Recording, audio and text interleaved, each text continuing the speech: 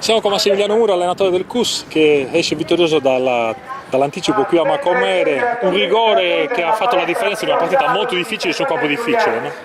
Buonasera a tutti, ci aspettavamo una partita difficile, infatti è stata una partita difficile, considerando anche le condizioni del campo, la pioggia tutta la partita, in ogni caso loro avevano necessità di punti come noi, però è stata una bella partita, combattuta, facciamo i complimenti anche al Macomere.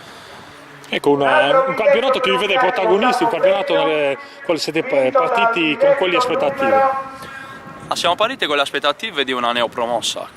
Abbiamo fatto una squadra, sapevamo già dall'inizio che avevamo una buona squadra, poi però a parlare sempre il campo, siamo stati bravi fino ad ora a far parlare bene il campo. Le aspettative ora come ora, diciamo che aspettiamo qualche altra partita prima di esprimerci. Però il vantaggio che avete accumulato è importante.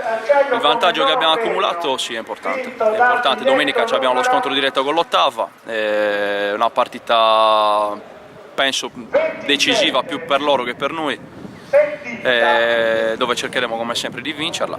E quali sono, oltre all'Ottava, qual è la squadra che vi ha messo più in difficoltà? No, obiettivamente in difficoltà non ci hanno messo tantissime squadre, abbiamo trovato qualche difficoltà nell'unica partita che abbiamo perso a Tiesi contro una delle squadre più forti della categoria.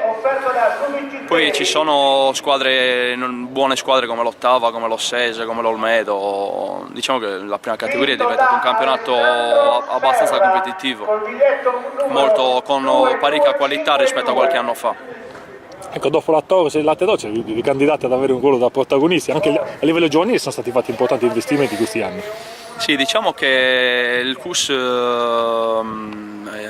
a livello di settore giovanile era già competitivo prima, poi quest'anno con l'avvento di Osvaldo Schinto e Mino Soggiu ha cercato di dare quella svolta necessaria per cercare di improntare una società sul settore giovanile, soprattutto in questi periodi dove le risorse finanziarie sono molto difficili da recuperare. Il settore giovanile è un'ottima risorsa.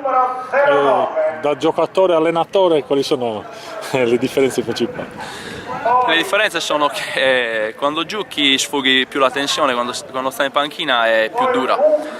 Però mi sono trovato bene, dai, per ora sono 2 anni che lo faccio, abbiamo fatto 2 bei campionati, dunque diciamo che non l'ho sentita molto la mancanza del calcio giocato, esatto. Grazie a mister Muro e in bocca al lupo. Grazie a voi, grazie. E complimenti. Grazie.